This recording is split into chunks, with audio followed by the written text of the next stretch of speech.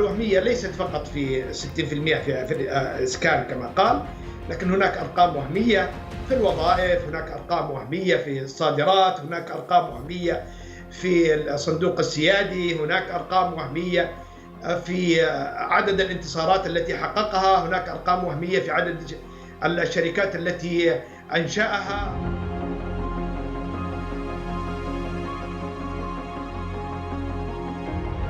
نزيف حقيقة يعني أكل كثيرا من مقدرات الدولة،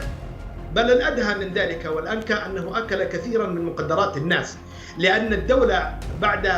أن رأت أن النزيف المالي كبير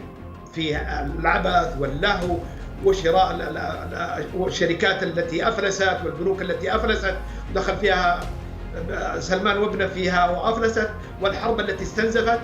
لجأوا إلى جيوب الناس وإلى جيوب الشعب، ففرضوا على ملايين من الناس الذين يعيشون تحت يعني خط على الكفاية أو دون الكفاية، فرضوا عليهم يعني نسب عالية من الضرائب. إما أن الناس يعطون حقوقهم ويعطون حرياتهم ويعطون أموالهم ويعطون حقهم في الثروات، بدل من أن تصرف في اللوحات المزيفة واليخوت والقصور والشراكات الزائفة وحفلات الترفيه المفسدة.